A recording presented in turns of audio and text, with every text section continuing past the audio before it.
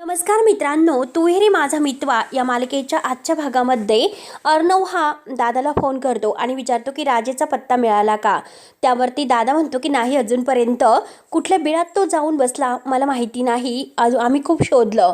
तेव्हा आता अर्णव म्हणतो की मला माहिती नाही, आता आमच्याकडे वेळ नाही, लवकरात लवकर त्याला शोधून काढा. असे बोलून अर्णव आता फोन नंतर ईश्वरी अंजलीला ताट करून देते आणि जेवण करून घ्या असं म्हणते. तर अंजली तिच्यावर रागवत असते की असं करून मात्र तू माझ्या नवऱ्याविरुद्धचे पुरावे शोधणार होती ना, तर ते पुरावे शोध, कारण मला सुद्धा बघायचं आहे की 48 तासामध्ये तू काय करतेस.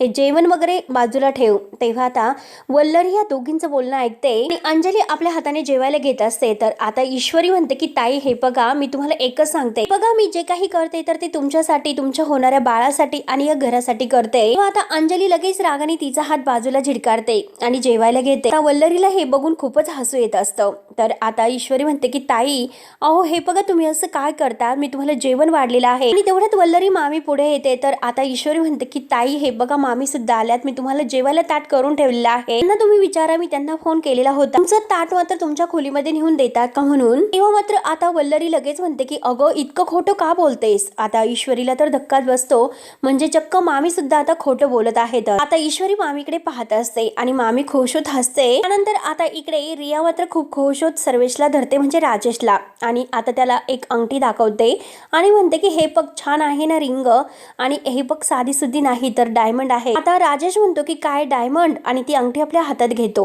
रिया म्हणते की हो, कारण तू माझ्यासाठी लाखात एक आहे आणि तू ह्या लग्नासाठी रेडी आहेस ना विचारते. तर राजेश म्हणतो की हे बघ, अगदी, हे बघ, मला तर अगदी आनंदच आहे, कधी एकदाशी मी तुझ्याशी लग्न करण असं माझी सुद्धा अवस्था झालेली आहे. ती आता खुश होते आणि म्हणते की आले. त्यानंतर मात्र आता हॉटेलमधून आता ह्या राकेशला फोन येतो, कारण तुम्हाला भेटायला कोणीतरी दादा म्हणून आलेले आहेत असे जेव्हा सांगतो तेव्हा मात्र आता राकेशला धक्का बसतो. ते रिसेप्शन मध्ये बसलेले आहे असे सुद्धा सांगितले जाते. त्यानंतर आता इकडे ईश्वरी मात्र मामींना विचारते की मी तुम्हाला फोन केलेला नाही, मग तुम्ही इथे कशा आलात बरं. तर हे ऐकल्यानंतर अंजली ईश्वरीला म्हणते की तू आता मामीला सुद्धा खोटं ठरवणार आहे का. तेव्हा आता ईश्वरी म्हणते की मी खरं बोलते आणि मी माझा फोन दाखवू का. मामी म्हणते की ही खोटं बोलत आहे, बघ ना किती धडधडीत ही बाई खोटं बोलते. तर हे सगळं जाऊन द्या, हे बघा मामी, अंजली ताईंना मात्र ह्या अवस्थेत आपण त्यांना खुश ठेवण्याचा प्रयत्न केला पाहिजे, त्यांचा राग वाढवण्यापेक्षा त्यांचा आनंद कसा वाढेल हे आपण बघायला पाहिजे, त्यांच्या चेहऱ्यावर स्माइल यायला हवं. अंजली आता ईश्वरीचा रागच करत आहे आणि म्हणते की तू समोर असताना माझ्या चेहऱ्यावर कसं स्माइल येणार आहे बरं. आता अंजली तिचं ताट करून घेत असते. तर ईश्वरी म्हणते की बरं आहे, मी आता पाठ फिरवते, आता तरी स्माइल द्या, आणि आता या घरामध्ये अगदी आनंदी असलं पाहिजे. तरी सुद्धा अंजली काही स्माइल देत नसते. आता वल्लरीला हसू येत आहे. आता ईश्वरी परत अंजलीला म्हणते की ताई, हो, आपण एकमेकींशी किती छान असे गप्पा करत होतो, प्लीज आठवा ना ते दिवस, माझा हट्ट आहे असं समजा, परंतु प्लीज माझ्याशी बोला. आता अंजली म्हणते की अगं हे बघ, मला तुझ्याशी नाही बोलायचं. तोऱ्यातच अंजली तिचं ताट घेऊन आपल्या रूम मध्ये निघून जाते. वल्लरी हसून म्हणते की अंजली, अगं बाळा, नीट जेव बर का. आता ईश्वरीला खूपच राग येतो, मामीकडे रागाने पाहते आणि वल्लरी तिथून जायला निघते. तर आता ईश्वरी तिला थांबवते आणि ईश्वरी मामीला थांबून म्हणते की हे बघा कसं आहे की, कारण ह्या उतार वयामध्ये मात्र कान आणि डोळे काहीतरी बिघाड देत असतात, त्यामुळे तुम्हाला म्हणजे चेक वगैरे करून घ्या. आणि काय हो मामी, तुम्ही का खोटं बोलला असता, आणि जर तुम्ही यापुढे जर खोटं बोलला तर मी असा काहीतरी इंदोरी झटका तुम्हाला देईल की तुम्ही खोटं तर काय, खरं सुद्धा बोलू शकणार नाही आणि कायमची तुमची बोलती बंद करेल. तेव्हा आता मामी तोऱ्यातच आता अगदी खाली मान घालत निघून जाते. त्यानंतर इकडे नम्रता कसल्या तरी टेन्शन मध्ये आहे आणि ती घाईने आकाशला फोन करून बोलावून घेते. तेवढ्यात आकाश येतो. आकाश म्हणतो की नम्रता, काय झालं. आता नम्रता म्हणते की आकाश सर, मला खूप टेन्शन आलेलं आहे. आकाश विचारतो की काय, कशाबद्दल. तेव्हा आता नम्रता म्हणते की आकाश सर, हे बघा, मी मार्केटमध्ये गेले होते, आतापर्यंत मी मॅनेज केलं, पण सिलेंडर कुठेही उपलब्ध नाही आणि आता ऑर्डर तर खूप आलेले आहेत, मग सिलेंडर आता कुठून आणू. त्यावरती आकाश म्हणतो की ठीक, रिलॅक्स हो जरा. आणि हे बघा आकाश सर, मी खूप प्रयत्न केले परंतु कुठेही सिलेंडर नाही उपलब्ध होत, आणि जर आता या महिन्यात मात्र मी काही ऑर्डर पूर्ण नाही करू शकले तर ह्या म्हणजे जागेचं भाडं कसं भरू शकणार आहे. तेव्हा नम्रता रडत असते. आकाश तिला समजावतो की हे बघ नम्रता, प्लीज तू टेन्शन घेऊ नको, काहीतरी आपण मॅनेज करू. आकाश म्हणतो की नम्रता, हे बघ, अगं सध्या कुठेही सिलेंडर उपलब्ध नाही, कस्टमर समजून घेतील, त्यावरती नम्रता विचारते की पण सर मी कर्ज कसं फेडायचं. त्यावरती आकाश तिला जवळ घेतो आणि म्हणतो की नम्रता हे बघ, तू रिॲक्ट होऊ नको, टेन्शन घेऊ नकोस, सगळं काही व्यवस्थित होईल मॅनेज. तो तिला शांत करतो, मी आलो आहे ना, पण यावरती काहीतरी सोल्युशन काढूया, म्हणून तो नम्रताला जवळ घेतो आणि समजावतो. त्यानंतर आता इकडे वल्लरी पुन्हा अंजलीच्या रूम मध्ये तिचे कान भरायला येते ईश्वरीच्या विरोधात आणि म्हणते की अंजली, तू 2 जीवाची आहे, तू मनाला इतकं खाऊ नकोस, व्यवस्थित जेवण वगैरे करून घे. त्यावरती अंजली म्हणते की हो, मी ठरवलेलं आहे की मामी त्या ईश्वरीमुळे त्रास करून घ्यायचा नाही आणि मी माझी काळजी घेते, मी जेवण वगैरे व्यवस्थितच करणार आहे. वल्लरी मात्र आणखीनच आता ईश्वरी विरुद्ध कान भरते, म्हणते की बघ ना ती मुलगी कशी आहे, आणि मला पहिल्या दिवसापासून ती मुलगी कशी आहे हे समजले होते, पण तेव्हा तुम्ही माझं ऐकलं नाही. आणि हे बघ अंजली बाळा, अगं त्या दिवशी मी प्रॉपर्टीच्या विरोधात तुझ्या विरुद्ध बोलले, तुला राग तर नाही ना आला. त्यावरती अंजली आता रडायला सुरुवात करते आणि म्हणते की मामी तुला सांगू का, जर मुळात मी कुणाशी वाईट वागले आणि माझ्याशी जर कोणी वाईट वागले, या गोष्टीचा मला खूप त्रास होतो ग, म्हणून अंजली रडत असते. आता वल्लरी म्हणते की अंजली अगं शांत हो, तुला त्रास तर होणार, कारण तू खूप खरंच चांगली मुलगी आहे ग. अगं हे बघ, तुला आणि अर्णवला मी अंगा खांद्यावर खेळवलं, त्यामुळे तुझ्याबद्दल मला माहिती आहे, फक्त या घराचे 2 तुकडे होऊ नयेत, म्हणून मी अगदी तुला वाटा घेऊन याविरुद्ध बोलले. तेव्हा आता लगेच अंजली म्हणते की हो मामी, ते सगळं मला कळत आहे. मामी मुद्दाम आता अंजली समोर म्हणते की अगं पण कोण चुकीचं आणि कोण बरोबर आहे मला सुद्धा नाही कळत, फक्त या घराचे 2 तुकडे व्हायला नको इतकीच मला काळजी वाटत आहे. तेव्हा आता अंजली म्हणते की हो ना मामी, 48 तास तिला आपण दिले आहेत, त्यामुळे कोण चुकीचं आहे आणि कोण खरं आहे हे लवकरच समजेल. आता हे ऐकून मामी तर आणखीन खुश होते. त्यानंतर आता इकडे रूम मध्ये ईश्वरी मात्र कपड्यांच्या घड्या घालत असते, ते पण वेगळ्या स्टाईलने अर्णवकडे अगदी रागाने बघत. अर्णव त्याचं लॅपटॉपवर काम करत असतो आणि नजर मात्र तो ईश्वरीकडे ठेवून असतो, तर ईश्वरी रागाने त्याच्याकडे बघत आहे त्याला समजते. तेव्हा अर्णवचे जी पानं उचकत आहे फाईलमधील तर ती संपलेली असतात, म्हणून ईश्वरीला हसू येते. ईश्वरी हसतच म्हणते की सर, फाईलमधील पानं उचकण्याची संपलेली आहे. तेव्हा आता अर्णव म्हणतो की हो का, माझी फाईल अगोदरच वाचून झालेली आहे. तर ईश्वरी म्हणते की हो का, आणि ईश्वरी परत म्हणते की मला वाटलं. तर अर्णव विचारतो की काय वाटलं, म्हणून तो दुसरी फाईल घेतो आणि तिच्याकडेच पाहत असतो. ईश्वरीला परत हसू येत असते, तर अर्णव विचारतो की आता काय झालं हसायला, आणि मी पानं मोजत आहे असं तो ईश्वरीला म्हणतो. ईश्वरी म्हणते की हो का, आणि ती परत हसते. अर्णव पुढे म्हणतो की हे बघ, अगं मी आल्यापासून पाहत आहे मिस इंदोर, तू माझ्यावर हसत आहे. आता ईश्वरी विचारते की तुमच्यावर मी हसते आणि मी तुमच्यावर का हसू बरं असं विचारते, माझं डोकं खराब झालेलं नाही. तेव्हा आता अर्णव म्हणतो की हे बघ, मात्र तुम्हाला काही खोटं बोलू नकोस, तू हसत आहे हे मी मात्र ओळखलेलं आहे. तेव्हा आता ईश्वरी पुन्हा अगदी जोरजोराने हसते आणि म्हणते की ओके बाबा, मान लिया, हसते, मला हसू येतं तर मी काय करू, म्हणून ईश्वरी आता साडी घेते आणि पुन्हा आता स्वतःशी खूप हसत असते. अर्णवला आता राग येतो. अर्णव तिच्याकडे पाहतो, ती लगेच उठतो आणि तिच्या जवळ येतो, तिच्या हातातील साडी तो बाजूला फेकतो, तिला धरतो, तरी सुद्धा ईश्वरी हसत असते. अर्णव तिच्याकडे बघत असतो आणि तिच्या ओठावर लगेच बोट ठेवतो. ईश्वरी आता पाहतच असतो. दोघंही एकमेकांकडे रोमांटिक होऊन पाहत असतात. आता अर्णवचा फोन वाजतो, तर ईश्वरी म्हणते की सर तुमचा फोन वाजतोय. तेव्हा आता अर्णव म्हणतो की हो कळतो मला, आणि अर्णव मात्र आता फोन घेतो. ईश्वरीला खूप हसायला येते. आता मात्र दादाचा फोन असतो, तर अर्णवने फोन उचललेला आहे आणि आता दादा म्हणतो की मी दादा बोलतो, आणि तो राकेश आहे, तर तिकडे एका गोव्याला एका मुलीबरोबर गुलछारे उडवतोय. हे ऐकल्यानंतर आता अर्णव म्हणतो की काय बोलतात. दादा आता पुढे विचारतो की आता बोला काय करायचं आहे, डोस द्यायचा की त्याची विकेट काढायची. आता अर्णव म्हणतो की असं काही करू नको, तू असं काहीतरी कर की तो गोवा सोडून इकडे येईल. दादा म्हणतो की ठीक आहे, मी त्याला इथून पळवितो, आणि आता फोन ठेवतो. त्यानंतर ईश्वरी विचारते की सर काय झालं, कुणाचा कॉल होता. आता अर्णव म्हणतो की राजेश गोव्यामध्ये आहे, दादाचा कॉल होता. आता हे ऐकल्यानंतर ईश्वरी म्हणते की सर काय बोलतात, गोवा, आणि तो गोव्यामध्ये काय करतो. तेव्हा अर्णव म्हणतो की तो तिकडे एका मुलीसोबत आहे. मिस इंदोर काही जरी झाले तर यावेळेस मात्र तो राजेश नक्कीच ट्रॅप होईल. त्यानंतर आता इकडे नम्रता आपल्या क्लाउड किचन मध्ये बसलेली आहे. ती खूप टेन्शन मध्ये आहे, कारण सिलेंडर उपलब्ध नसल्यामुळे तिला एकतर खूप टेन्शन आलेलं आहे. तेवढ्यात आकाश मात्र आता तेथे येतो इलेक्ट्रिक शेगडी वगैरे घेऊन, आणि त्याच्याबरोबर एक माणूस असतो. नम्रता म्हणते की आकाश सर, अहो हे कोण आहे. आकाश म्हणतो की सांगतो, आणि आता ते जे काही ती शेगडी वगैरे आहे तर तो तेथे व्यवस्थित जोडून द्यायला सांगतो. आता नम्रता पुन्हा विचारते की आकाश सर अहो कोण आहे ते. आकाश खुश होत म्हणतो की अगं नम्रता आपल्या किचनचा प्रॉब्लेम सॉल्व्ह झालेला आहे, तुला गॅस मिळत नाही तर नो प्रॉब्लेम. हे बघ अगं आपण मात्र आता ही इलेक्ट्रिक शेगडी वापरूयात आणि ऍक्च्युली ती माणसं आता ह्याच सेटअप साठी आलेली आहे. तर नम्रता म्हणते की परंतु सर आपल्याला हे परवडेल का सगळं. त्यावरती मात्र आता आकाश म्हणतो की डोंट वरी, कारण तुझ्या लाऊड किचन साठी मी एक कम्प्लीट प्लॅन अगदी सॉल्व्ह केलेला आहे आणि ह्या इलेक्ट्रिक शेगडीवर तुझे जे काही पैसे खर्च होतील त्यासाठी माझ्याकडे प्लॅन आणखीन दुसरा आहे. आणि हे बघ आता या सिच्युएशन मध्ये तुझा बिझनेस बंद पडणार नाही याची आपण काळजी घेणारच आहोत आणि ह्या सिच्युएशन मध्ये आपल्याला आणखीन नवीन कस्टमर सुद्धा मिळू शकतील. नम्रता म्हणते की सर तुम्ही नक्की काय बोलतात. मला तर असं वाटतं की जे जुने कस्टमर आहेत ते सोडून जातील आणि नवीन कस्टमर बद्दल तुम्ही कसं बोलतात.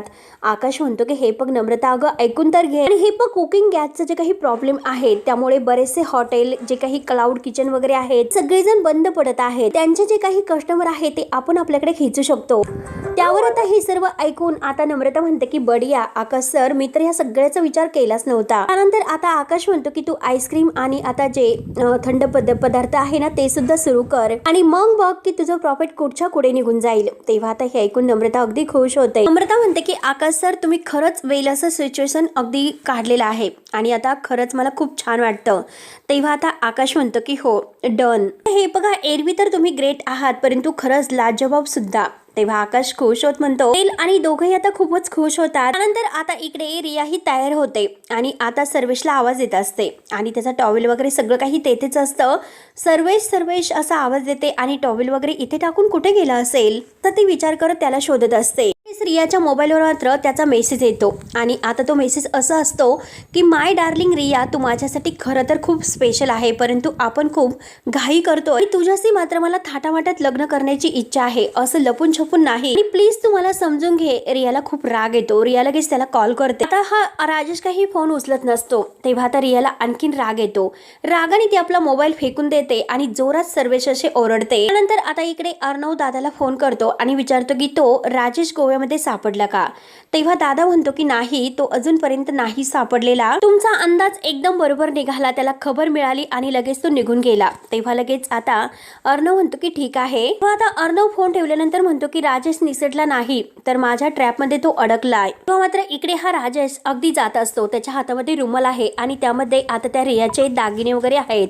तेव्हा तो खुश होत असतो आणि समोरून त्याला समजते की दादाची गाडी येत आहे म्हणून. तेव्हा आता लगेच तो रुमाल लगेच अगदी गुंडाळतो आणि बाजूला फेकून देतो आणि दादा नक्कीच मला शोधत असेल म्हणून तो खाली बसण्याचं नाटक करतो आणि खाली बसण्याचं नाटक करून मात्र तेव्हा आता दादा गाडीच्या खाली उतरल्यानंतर त्याची गचंडी धरतात. तेव्हा आता राजेश म्हणतो की दादा अहो तुम्ही इकडे काय करता. तुम्ही इकडे येण्याचा त्रास का घेतला. मला बोलवायचं होतं मी आलो असतो. दादा त्याची डायरेक्ट गचंडी धरत म्हणतो की काय रे दीड शहाण्या मला तू अगदी मूर्ख समजलंस का. मी गोव्यापासून तुझा पाठलाग करतो. तेव्हा आता राजेश म्हणतो की काय तुम्ही गोव्याला आला होतात का. मला सांगायचं होतं पण मात्र मस्त एकत्र एन्जॉय केला असता. मात्र दादा सनकन कानामागे देतात. दादा म्हणतो की हो का अरे तू तर तेथे माझं नाव ऐकलं आणि पळून गेला. हे बघ तुला माझे पैसे नाही द्यायचे ना चल मग मरायला तयार हो.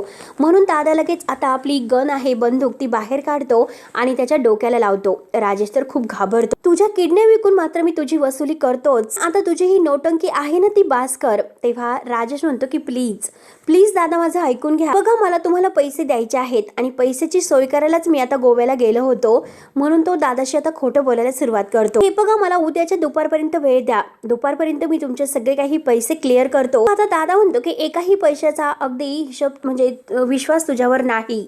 आता तू जर उद्या पैसे नाही दिले तर मी तुला अगदी मारून टाकेन. हा राजेश हात जोडतो पाया पडतो. मी नक्की तुमचे पैसे उद्या देणार म्हणजे देणारच. म्हणून जोरात त्याला ढकलून देतात आणि फुकटचा तू माझा वेळ खाल्ला म्हणून तो दगडावर जाऊन पडतो. आणि आता दादा म्हणतो की चल पक्या आणि दादा तिथून निघून जातो. तर राकेश आपला रुमाल उचलतो आणि त्यातील ते दागिने अगदी बघत त्याच्याकडे म्हणतो की नशीब हे दागिने वाचलेत. उद्या दुपारपर्यंत मात्र मला काही करून त्या चिंटुकल्याकडून अगदी पैशाची सोय करावीच लागेल. काहीतरी मला त्याचे पैसे द्यावेच लागतील. मात्र आता इकडे अंजली विचार करत असते की रात्रीची गोळ्या घेण्याची वेळ झालेली आहे म्हणून ती गोळ्या घेणारच तोच ईश्वरी येते आणि ईश्वरी म्हणते की अंजली ताई ह्या तुमच्या गोळ्या आणि ह्या गोळ्या घ्या. अंजली त्या गोळ्या फेकून देते. त्या गोळ्या आहे तर त्या आजीच्या पायाशी येऊन पडतात, कारण आजी आता देवदर्शनावरून आलेली आहे. आता ईश्वरी म्हणते की अहो अंजली ताई, तुम्ही काय केलं? आजी मात्र आता त्या सगळ्या गोळ्या आहे तर त्या गोळा करते. अंजलीकडे रागाने पाहत असते. आजी म्हणते की अंजली अगं ही सर्व काय आहे? तर अंजली रागाने म्हणते की अगं ही ईश्वरी, हिच्या नाटकी वागण्याचा मला त्रास होतो. त्यावरती ईश्वरी म्हणते की आजी हे बघा, त्यांना सारखं उठायला लागू नये यासाठी मी औषध घेऊन आले होते. आता लगेच अंजली उठते आणि म्हणते की हो का, एवढी काळजी आहे का तुला माझी? जेव्हा चिंटू सगळी प्रॉपर्टी माझ्या नावावर करायला गेला होता तेव्हा तुझी ही काळजी कुठे गेली होतीस ग? त्यावेळेस मात्र तू विरोध का केला? आता हे सर्व ऐकल्यानंतर आजी विचारते की अंजू अगं मी परत आले आणि हे सर्व काय ऐकते मी? चिंटू प्रॉपर्टी ही तुझ्या नावावर करणार होता म्हणजे नक्की काय हे सर्व? त्यावरती अंजली लगेच म्हणते की चिंटूला मात्र मी माझ्या वाट्याची प्रॉपर्टीचा हक्क मागितलेला आहे, कारण मला इन्सिक्युअर वाटतं आणि तुझी ही नाचसून आहे ना, तर तिने सगळ्यांच्या समोर नकार दिला, कारण हिचा डोळा आहे की आपल्या प्रॉपर्टीवर आणि आपल्या बिझनेसवर सुद्धा. मात्र आता आजींना राग येतो. आता आजी रागानेच म्हणतात की बास करा अंजली. त्यावरती ईश्वरी म्हणते की आजी नाही हो, तुम्ही अंजली ताईवर ओरडू नका. त्यांची जी काही गलत फॅमिली झालेली आहे तर ती आम्ही दूर करून, परंतु प्लीज तुम्ही त्यांच्यावर ओरडू नका. त्यावरती आता आजी म्हणते की अगं पण तरी सुद्धा इतका आपल्या माणसाबद्दल मोठा गैरसमज कसा होऊ शकतो बरं? 2च दिवस मी देवदर्शनाला गेले आणि इकडे काय काय घडलं हे बघ अंजू. अगं तू आनंदी राहण्यासाठी आम्ही तुला इथे परत घेऊन आलो होतो. हे नवीन प्रॉपर्टीचं खूळ डोक्यामध्ये कुठून आले आणि काय काढलंस तू हे सर्व? त्यावरती अंजली म्हणते की अगं आजी हिची चूक आहे आणि तू मला कशाला बोलतेस? आता आजी म्हणते की हे बघ, ईश्वरीचं काही चुकलेलं नाही, तर जोडून ठेवण्यासाठी जे काही करायला हवं आहे तर तेच तिने केलेलं आहे. आणि तुमच्या बहीण भावाच्या हट्टपुढे मात्र तिने घराच्या आणि बिझनेसचे जर तुकडे होऊन दिले असते तर तिचं चुकलं असतं. जे काही तिने केलेलं आहे तर ते योग्य केलेलं आहे. त्यावरती आता अंजलीला राग येतो. ती आजीला म्हणते की तू सुद्धा तिच्याकडूनच बोलणार, तू मला नाही समजून घेणार का? त्यावरती आजी म्हणते की मी तुझी शत्रू आहे का? अगं बाळा हे बघ, मला तुझी काळजी वाटते आणि हे सगळं करण्याची आता ही वेळ नाही. आता फक्त तू तुझ्या तब्येतीची काळजी घे. त्यावरती मात्र अंजलीला आणखीनच वाईट वाटतं. तिच्या डोळ्यात पाणी येतं आणि म्हणते की आजी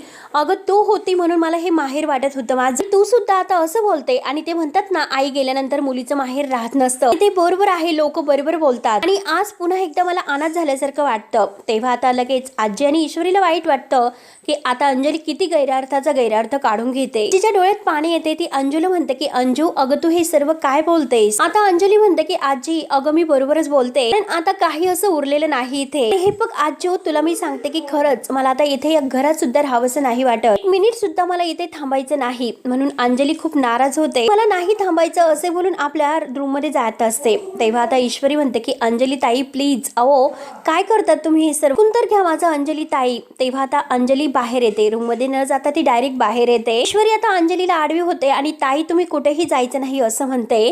तेव्हा अंजली म्हणते की बाजूला हो. आता ईश्वरी म्हणते की नाही, मी तुम्हाला ताई म्हणते, त्या हक्काने मी तुम्हाला सांगत आहे, मात्र इथून कुठेही नाही जायचं. त्यावरती अंजली म्हणते की मी तुला शेवटचं सांगते की मला जाऊन दे. आता ईश्वरी म्हणते की नाही ताई, मी तुम्हाला कुठेही नाही जाऊन देणार आणि अर्णव सर आता घरी नाही, ते नसताना मात्र तुमची जबाबदारी माझ्यावर आहे, त्यामुळे मी नाही जाऊन देणार. अंजली ईश्वरीवर चिडते आणि म्हणते की मला तुझ्या वागण्याचा त्रास होतोय. तेव्हा ईश्वरी म्हणते की होऊन दे, हवं तर तुम्ही माझ्याशी बोलू नका, परंतु तुम्ही मात्र कुठेही जायचं नाही. ईश्वरी स्पष्ट बोलते आणि आज तर मी ठरवलेलं आहे की तुम्हाला कुठेही जाऊन नाही देणार या घरातून. अंजली आता विचारते की काय करशील तू?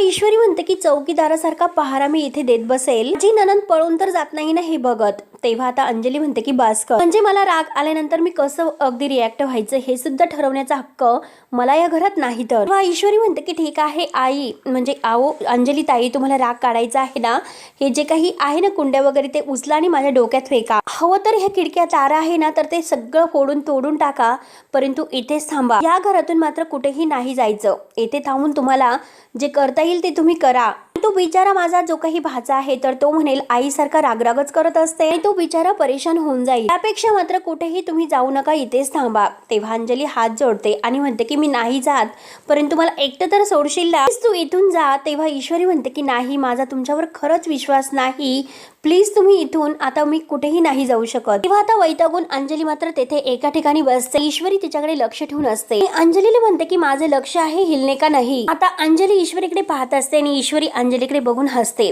त्यानंतर आजीला फार असं वाईट वाटतं, कारण 2च दिवस झाले मी घराच्या बाहेर गेले आणि हे सर्व काय होऊन बसलं, म्हणून आजी आता डोक्याला हात लावून खूप रडत असते. तेव्हा आता ईश्वरी आजीने घेऊन आत येते आणि त्यांना खुर्चीवर बसवते आणि कसलाही विचार करू नका असं म्हणते.